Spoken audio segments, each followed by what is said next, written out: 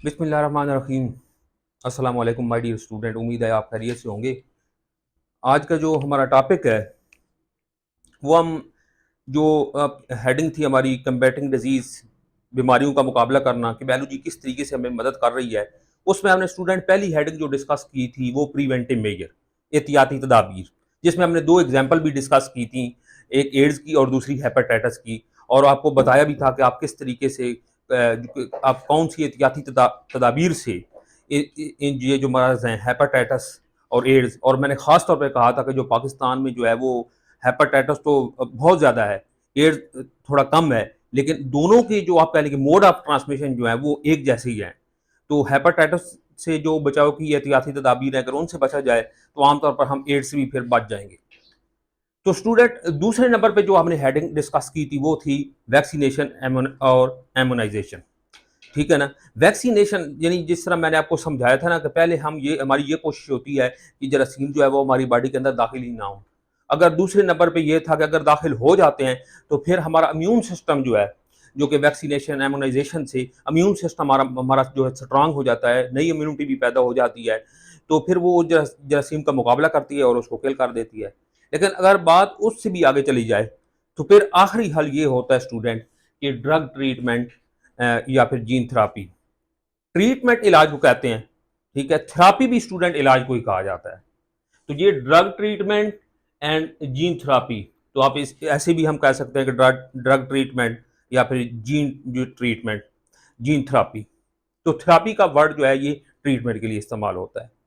तो आमतौर पर ये मेडिसिन के ज़रिए दवाइयाँ दी जाती हैं इसमें, इसके अंदर, ठीक है। या फिर अगर कोई जेनेटिक डिजीज़ है तो फिर उसमें जीन थेरापी, उसमें यानी कि वो जीन जो है वो आप कह लें कि तब्दील कर दिया जाता है, डिफेक्टिव जीन को नॉर्मल जीन के साथ तब्दील कर दिया जाता है मुख्तलिफ मेथड के ज़रिए। तो स्टूडेंट हम इस हेडिंग को डिस्कस करते हैं, drug treatment and gene therapy. तो इसमें जो पहली चीज़ है वो है एंटीबायोटिक। जो हम मैंने कहा ना कि इसमें हम मेडिसिन दवाइयाँ इस्तेमाल करते हैं। तो एंटीबायोटिक आमतौर पर स्टूडेंट आपको पता है कि ये आमतौर पर बैक्टीरियल डिजीज़ के खिलाफ इस्तेमाल की जाती हैं, ये वो डिजीज़ जो बैक्टीरिया की वजह से होती हैं। Antibiotic are given to the person sick with disease, जो कि बीमार होता है, सिक होता है। एंटीबायोटिक कैन किल बैक्टीरिया, ये बैक्टीरिया को किल कर देती है। एंटीबायोटिक क्या कर देती है? बैक्टीरिया को मार देती हैं, मार सकती हैं। Antibiotics are however useful in bacterial disease, ये बैक्टीरियल डिजीज में यूजफुल होता है। And that only when bacteria have not develop resistance to antibiotic. हाँ, ये तो बात है। एक बात उसने लिख दी है कि यूजफुल तो होता है एंटीबायोटिक जो इस्तेमाल की जाती हैं, जिस तरह आप देखें ये एरेथ्रोसीन है, सेट्रेप्टोमाइसिन है, लिंकोमाइसिन है, ये सारी जो हैं आप कह लें कि एंटीबायोटिक बैक्टीरियल डिजीज के खिलाफ बैक्टीरिया को मार देती हैं। लेकिन एक बात है, एक बात स्टूडेंट आपने याद रखनी है कि बाद बैक्टीरिया ऐसे होते हैं कि वो उनके अंदर ऐसे जीन होते हैं जो कि आप कह लें कि रेजिस्टेंस डेवलप कर लेते हैं उस एंटीबायोटिक के खिलाफ। तो फिर हमें एंटीबायोटिक चेंज करना पड़ती है। तो ये मार देते हैं लेकिन इस कंडीशन के साथ कि वो रेजिस्टेंस पैदा ना करे। इसके बाद स्टूडेंट जो है वो है रेडियोथेरापी। ये क्या है स्टूडेंट? रेडियोथेरापी। और दूसरे फिर हम डिस्कस करेंगे इसके बाद स्टूडेंट कीमोथेरापी। ये आमतौर पर रेडियोथेरापी और कीमोथेरापी जो है ये कैंसर जो है ना डिजीज, उसके इलाज के लिए इस्तेमाल की जाती हैं। रेडियो का मतलब, ये रेडियो का वर्ड जो है ये रेडिएशन से आया है। स्टूडेंट रेडियो का वर्ड जो है ये किससे आया है? इसका मतलब क्या है? रेडिएशन। इसका मतलब स्टूडेंट क्या है? रेडिएशन। यानी हम इसमें रेडिएशन का इस्तेमाल करेंगे, शुआएं इस्तेमाल करेंगे। थेरापी का मतलब मैंने पहले ही आपको बता दिया है कि थेरापी का मतलब स्टूडेंट क्या होता है? ट्रीटमेंट। थेरापी का मतलब क्या होता है? ट्रीट, यानी रेडिएशन के जरिए, शुआओं के जरिए ये ट्रीटमेंट इलाज जो है वो किया जाता है। इन कैंसर, इन कैंसर में radiotherapy and chemotherapy are use. Cancer में जो कैंसरियस पार्ट होता है उसको हम रेडियोथेरापी और कीमोथेरापी के जरिए जो है वो ट्रीट करते हैं। तो पहले हम किसको डिस्कस करेंगे स्टूडेंट? रेडियोथेरापी को। The cancerous part is expose to short wave radiation. जो कैंसरस पार्ट होता है, कैंसरियस पार्ट होता है, जिसम का कोई भी हिस्सा जिस पे कैंसर होता है, तो उसको एक्सपोज किया जाता है, उसको सामने लाया जाता है किसके सामने? Short wave radiation. ये बात आपने स्टूडेंट याद रखनी है, ये थोड़ी सी कंसेप्चुअल बात है। Short wave, short wave radiation इस्तेमाल करनी है। कौन सी वेव? Short wave. एक होती है लॉन्ग वेव रेडिएशन, एक होती है शॉर्ट वेव रेडिएशन। जो एक्चुअली वेव लेंथ होती है ना स्टूडेंट, जितनी किसी रेडिएशन की, कितनी रेडिएशन की, कोई भी रेडिएशन है, जितनी उसकी वेवलेंथ ज्यादा होगी इतनी उसमें जो है एनर्जी जो है वो क्या होगी, कम होगी। और जितनी कोई वेवलेंथ जिसमें उसकी वेवलेंथ जो है वो छोटी होगी, कोई भी रेडिएशन जिसकी वेवलेंथ क्या होगी, छोटी होगी, शॉर्ट होगी, इतनी वो आप कह लें कि उसमें एनर्जी लेवल, एनर्जी जो है वो ज्यादा होगी, इतनी वो ज्यादा एनर्जेटिक होगी। तो क्योंकि इसमें हाई एनर्जी हमें वेव इस्तेमाल करनी है, तो इसलिए अब कौन सी की जाती है, short wave radiation from the radio active material. Radio active material से हमने वो वेव लेनी है, यानी वो मटीरियल, रेडियो एक्टिव मटीरियल आमतौर पर उसी मटीरियल को स्टूडेंट कहा जाता है कि जो ऐसा मटीरियल ना जिससे रेडिएशन खारिज हो रही हो। इस चैप्टर में हमने पहले ये एक बार डिस्कस की थी रेडियो एक्टिव मटीरियल की, कि वो मटीरियल जिससे मुसलसल रेडिएशन निकल रही हो और वक्त के साथ साथ उसकी मिकदार भी कम हो रही हो, तो हम ये कहते हैं कि ये रेडियो एक्टिव मटीरियल है। रिपीटेडली एट रेगुलर इंटरवल, तो इसको बार बार, यानी कि वो रेडिएशन श्वाइन जो है ना, एक रेगुलर इंटरवल के बाद, मसलन 1 वीक के बाद, 2 वीक के बाद, 1 महीने बाद, उस पे जो है वो श्वाइन जो है वो रेडिएशन लगाई जाती हैं उस पार्ट पे जो जिस जिस पार्ट पे कैंसर जो है वो होता है। तो लेकिन एक बात स्टूडेंट आपने याद रखनी है, ये जो वर्ड है ना रेगुलर इंटरवल, मखसूस वक्तों के बाद, अगर आप कहने कि पाकिस्तान में अब आमतौर पर ये जो है ना, अगर ये इंटरनेशनल स्टैंडर्ड के हिसाब से बात की जाए, तो पाकिस्तान में आमतौर पर ये बहुत गलत है। ये डॉक्टर बहुत गलत करते हैं, ये इस तरीके से लिख देते हैं, अगर किसी बंदे को मेडिसिन देनी है ना, ये सुबह दोपहर शाम, हालांकि सुबह दोपहर शाम लिखना बहुत गलत है। अब देखें गर्मियों में जो है आप कह लें कि दोपहर जो है वो बड़े लेट होते हैं और सर्दियों में दोपहर बड़े जल्दी हो जाते हैं, तो ये बहुत गलत बात है। ये अब ऐसे लिखना चाहिए कि अगर 3 जो है वो खुराकें इस्तेमाल करनी है 24 घंटे के अंदर, तो ऐसे लिखना चाहिए कि हर 8 घंटे के बाद, ठीक है ना। और अगर 2 खुराकें इस्तेमाल करनी है, 2 डोज लेनी है, तो फिर हमें यह कहना चाहिए कि 24 घंटे में कि हर 12 घंटे बाद 1 डोज लेनी है। इन पाकिस्तान, पाकिस्तान के अंदर there are several centre which are carrying out radiotherapy to control cancer. यानी कि पाकिस्तान के अंदर काफ़ी सेंटर हैं, ऐसे हैं मुख्तलिफ सेंटर हैं जो कि आप कह लें कि रेडियोथेरेपी के सेंटर हैं, जहाँ पे कैंसर को कंट्रोल किया जाता है। कौन से ऐसे सेंटर, जिस तरह अब एक तो बड़ा फेमस है शौकत खानम हॉस्पिटल, वहाँ पे कैंसर को जो है ट्रीट किया जाता है। इस तरह आगा खान है हॉस्पिटल, उसमें भी कैंसर जो आप कह लें कि पेशेंट है उनको कैंसर का जो है वो ट्रीट किया जाता है। इस तरह आजकल कुछ इसके अलावा कुछ और भी इदारे हैं जहाँ पे कैंसर का जो है वो ट्रीट किया जा रहा है। इसके बाद स्टूडेंट है chemotherapy. It is also use against cancer. इसको भी अब देखें ना, वो वर्ड था रेडियोथेरेपी, यानी थेरेपी का मतलब ट्रीटमेंट, रेडिएशन के जरिए हमने इलाज किया था। इसके लिए कीमोथेरेपी यानी केमिकल के जरिए, केमिकल के जरिए हमने इलाज करना, यानी दूसरे लफ्जों में आप समझ लें कि मेडिसिन के जरिए, यानी केमिकल जो इस्तेमाल किए जाते हैं, इस तरह मेडिसिन के जरिए ली जाती हैं, मुख्तलिफ किस्म के केमिकल लिए जाते हैं ताकि वो कैंसर जो है वो खत्म हो जाए। It is also use against cancer, इसको भी कैंसर के खिलाफ इस्तेमाल किया जाता है। तो कैंसर की भी स्टूडेंट डेफिनेशन आनी चाहिए। मैंने ये ऊपर भी वर्ड आया कैंसर के, क्योंकि हम कैंसर को ट्रीट कर रहे हैं। तो uncontrolled cell division is called cancer. Uncontrolled cell division is called, अगर लंग पे अगर जो है आप कह लें कि अनकंट्रोल्ड सेल डिवीजन हो रही है तो उसे लंग कैंसर बोलेंगे, ठीक है ना। अगर लिवर पे हो रही है अनकंट्रोल्ड सेल डिवीजन तो उसको हम क्या बोलेंगे, लिवर कैंसर बोलेंगे।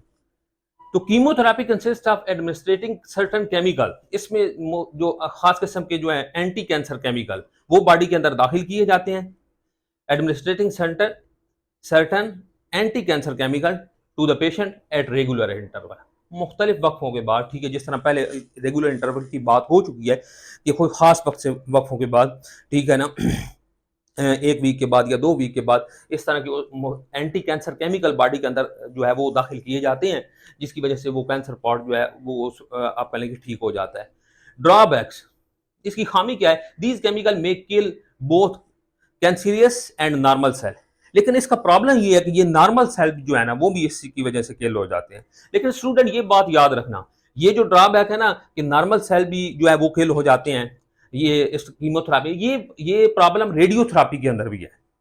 लेकिन ये आपकी बुक के अंदर नहीं लिखा हुआ, लेकिन ये दोनों में आप लिख सकते हैं ये बात कि ये दोनों की ड्रॉबैक है, रेडियोथेरेपी की भी और कीमोथेरेपी की भी। इसमें कैंसरस पार्ट तो आप कह लें जो ठीक होता है, लेकिन उसके साथ साथ जो नॉर्मल पार्ट होता है, नॉर्मल सेल होते हैं, वो भी किल हो जाते हैं। तो ये इन दोनों का ड्रॉबैक। इसके बाद स्टूडेंट है जीन थेरेपी। थेरेपी का मतलब इलाज, जीन का मतलब क्या होता है, यानी कि आप कह लेंगे जितने भी हमारी बॉडी के करैक्टर हैं उनको कौन कंट्रोल करता है, जो हमारी बॉडी करैक्टर है जो बनाने का जिम्मेदार है वो भी जीन है, और फिर वो उन करैक्टर को एक नस्ल से दूसरी नस्ल में ले जाना वो उनका जो रेस्पॉन्सिबल है वो भी जीन है। तो जीन के जरिए आप देखें बात ऐसी होती हैं जो आप कह लें कि विरासती बीमारियां होती हैं, ठीक है, जिनमें जो आप कह लें कि जेनेटिक प्रॉब्लम होता है, तो उसमें वो जीन जो है ना वो काम सही तरीके से नहीं कर रहा होता, यानी कि आप किसी म्यूटेशन की वजह से वो जीन जो है वो अपना फंक्शन जो है उसका खराब हो जाता है, और फिर उसको हम डिफेक्टिव जीन कहते हैं, तो फिर उस जीन को नॉर्मल जीन के साथ जो है वो तब्दील करना होता है, तो इसको हम कहते हैं gene therapy. Recently a new technique has been developed, एक नई टेक्निक है टू रिपेयर डिफेक्टिव जीन, इसमें डिफेक्टिव जीन को रिपेयर किया जाता है। This consist of isolating the normal gene, isolating the, हमने एक नॉर्मल जीन लेना है, नॉर्मल जीन को सेपरेट करना है and inserting it into the host, और फिर होस्ट के अंदर थ्रू बोन मैरो सेल के जरिए इसको होस्ट के अंदर, यानी कि होस्ट से मुराद यानी क्योंकि यानी जिस बंदे में ये प्रॉब्लम है, ये जीन थेरेपी, इसका कोई जीन जो है वो डिफेक्टिव हो गया है। हम एक एग्जांपल ले लेते हैं, ये एक डिस्कस कर लेते हैं थैलीसीमिया की। कौन सी एग्जांपल स्टूडेंट? थैलीसीमिया। अब थैलीसीमिया जो है आप कह लें कि ये एक विरासती बीमारी है, जिसके अंदर क्या होता है, ये आप कह लें कि एक ब्लड डिसऑर्डर है कि ब्लड के जो सेल हैं उसके अंदर जो हीमोग्लोबिन आता है वो नॉर्मल नहीं होता। अब क्योंकि रेड ब्लड सेल के अंदर जो है हीमोग्लोबिन जो है वो आपको पता है कि वो ऑक्सीजन कैरिंग कैपेसिटी हीमोग्लोबिन के पास ही होती है, यानी ऑक्सीजन की सप्लाई वही करता है। तो हीमोग्लोबिन अगर नॉर्मल नहीं होगा, अच्छी उसकी मिकदार अच्छी नहीं होगी, तो आप कह लें कि ऑक्सीजन की सप्लाई अच्छी नहीं होगी। तो ये किसकी वजह से होता है? ये जीन की वजह से है। अब बोन मैरो के जरिए जी इसको ट्रांसप्लांट किया जाता है। बोन मैरो स्टूडेंट किसे कहते हैं? ये वर्ड इस्तेमाल हुआ ना कि in host through bone marrow cell के जरिए हम चेंज करते हैं। तो इसे लफ्जी मतलब तो इसका बोन मैरो सेल का होता है हड्डी का गोदा, ठीक है। तो हड्डी के अंदर आप कह लें कि एक ऐसा मटेरियल होता है जहां पर जो है आप कह लें कि कुछ ऐसे सेल होते हैं जिनमें ऐसे जीन होते हैं जो आप कह लें कि रेड ब्लड सेल जो है ना वो तैयार कर रहे होते हैं। अगर वो जीन अब खराब हो गया तो वो जीन आप रेड ब्लड सेल के अंदर से वो जीन जो है हमने वो चेंज करना है, उसके अंदर उसकी जगह पे जो है वो नॉर्मल जीन डालना है, किसके अंदर? बोन मैरो सेल के अंदर, ठीक है। किसके जरिए? बोन मैरो सेल, यानी वहां पे ऐसे सेल हैं, अब उन सेल के अंदर ऐसे जीन होते हैं स्टूडेंट, वो जिसको मैंने कहा ना हड्डी का गोदा, कि जो कि किसके जिम्मेदार होते हैं? रेड ब्लड सेल बनाने के जिम्मेदार होते हैं। तो वो अब उनमें जो जीन होता है वो प्रॉब्लम कर जाता है, तो वहां पे वो जीन जो है हमने चेंज करना होता है। तो इसको क्या क्या कहते हैं स्टूडेंट? यानी ये जो डिफेक्टिव जीन है उसको रिपेयर करना, उसको नॉर्मल जीन के साथ आप कह लेंगे तब्दील कर देना, वो डिफेक्टिव जीन जो है वो रिमूव कर लेना और उसकी जगह नॉर्मल जीन जो है वो ले आना। तो इसको स्टूडेंट कहा जाता है जीन थेरेपी। मैंने एक एग्जाम्पल आपको बता दी थैलीसीमिया की। इसके बाद स्टूडेंट इंटीग्रेटेड डिजीज मैनेजमेंट, ये इंटीग्रेटेड डिजीज मैनेजमेंट हम पहले भी डिस्कस कर चुके हैं इस चैप्टर के अंदर, लेकिन यहाँ पे अब ये थोड़ी सी इससे ज़्यादा जो है ना आप कहने को उसको एक्सप्लेन करता है। तो और दूसरे वो भी बात जो पहले हमने इंटीग्रेटेड डिजीज मैनेजमेंट पढ़ी थी, वो प्लांट का वहाँ पे जिक्र था, प्लांट की डिजीज को कंट्रोल करना। ये ओवरऑल यहाँ पे वो कह लें जो आप कह लें ऑर्गेनिज्म का वर्ड इस्तेमाल करता है।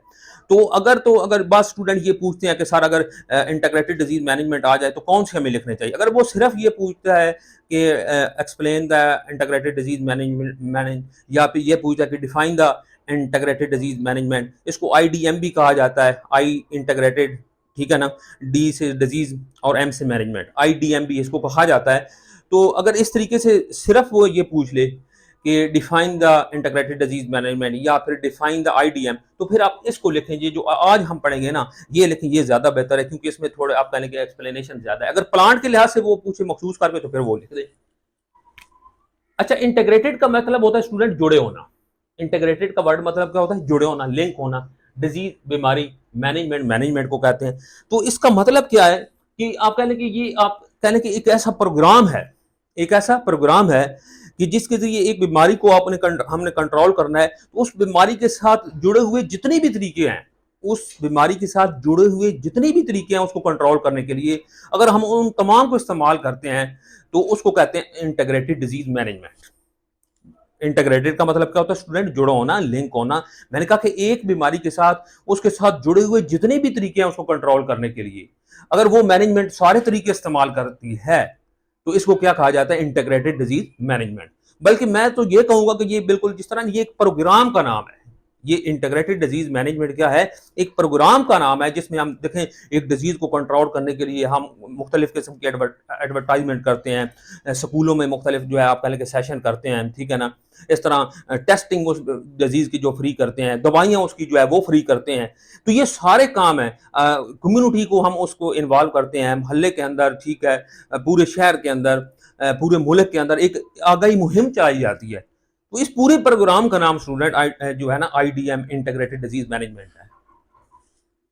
कंबैटिंग डिजीज, कंबैटिंग का मतलब क्या होता है, मुकाबला करना। Combating disease utilising all method, तमाम मैंने कहा ना जितने भी उस बीमारी के साथ जुड़े हुए तरीके हैं, चाहे आप पहले के उसको आगाही मुहिम चला लें, उसकी टेस्टिंग कर लें, उसकी मुतल्लिक मेडिसिन इस्तेमाल कर लें, using all method as and when required, जब भी उसकी जरूरत हो, एंड एंश्योरिंग, ये यकीनी बनाना है पार्टिसिपेशन ऑफ कम्युनिटी, कि उसमें जो कम्युनिटी के लोग हैं, मुआशरे के समाज के लोग हैं, वो भी शामिल हों इन दिस प्रोग्राम, इस प्रोग्राम के अंदर, is known as integrated disease management.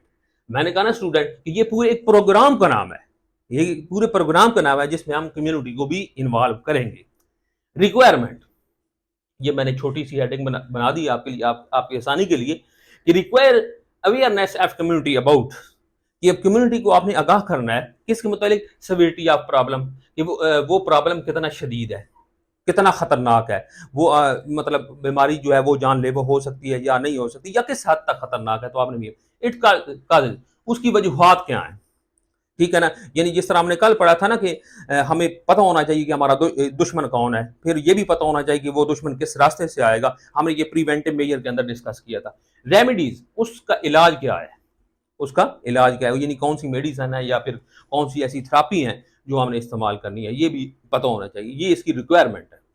Significance, इसकी अहमियत क्या है, किसकी स्टूडेंट, आईडीएम की, इंटीग्रेटेड डिजीज मैनेजमेंट की। दिस इज इफेक्टिव प्रोग्राम, ये बहुत इफेक्टिव प्रोग्राम है फॉर एलिमिनेशन, खत्म करना, and control of dangerous disease for human being, for human society, यानी खतरनाक ही खतरनाक बीमारी को कंट्रोल करने के लिए ये बहुत ही आप पहले के एक इफेक्टिव प्रोग्राम है। जैसे आप देखें ये रिसेंटली कुछ साल, एक दो साल पहले ही जिस तरह कोरोना को कंट्रोल करने के लिए, बल्कि अभी भी जो है कुछ लेवल पे उसकी जो मुहिम चलाई जा रही है, कि जिस तरह ये बताया गया लोगों को कि मास्क का इस्तेमाल करें, ठीक है, हाथों को जो है वो बार बार धोएं, और अपने जो है आप कह लें कि एक दूसरे में डिस्टेंस रखें एक दूसरे के साथ।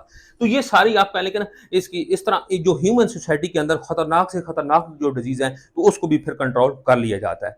मैंने कहा था ना स्टूडेंट, ये जो आईडीएम है ये किसके लिहाज से बात की गई है, ह्यूमन सोसाइटी के हिसाब से बात की गई है, यानी इंसानी जो बीमारियां उसके लिहाज से ये आईडीएम को डिस्कस किया है। वो जो आईडीएम पहले वाली थी वो प्लांट के लिहाज से डिस्कस की गई थी। अगर सिर्फ आईडीएम पूछी जाए तो फिर आप यही लिखेंगे। एग्जाम्पल इसकी क्या है, इस तरह कंट्रोल ऑफ पोलियो, आप पोलियो की आप देखें बाकायदा मुहिम चलाई जाती है। Control of dengue, dengue fever, जिस तरह ये भी कुछ दिन पहले जो है आप कह लें कि कुछ अर्सा पहले ये डेंगू का भी प्रॉब्लम था, ख़ास तौर पर अभी भी ये चल रहा है, बरसात के दिनों में ये ज़्यादा प्रॉब्लम करता है, ठीक है। तो इस तरीके से जिस तरह अब स्कूलों में ये बताया जाता है कि पानी किसी जगह पे जो है वो खड़ा नहीं होना चाहिए, तो ये एक आगाही मुहिम चलाई जाती है ना, ताकि उससे जो आप कह लें कि ये मस्कीटो है, डेंगू जो आप कह लें कि मच्छर है, इससे बचा जा सके। तो स्टूडेंट, ये टॉपिक उम्मीद है आपको समझ आ गया होगा। आज के लिए इतना ही, इंशाल्लाह हम मिलेंगे नेक्स्ट लेक्चर में। अल्लाह हाफ़िज़।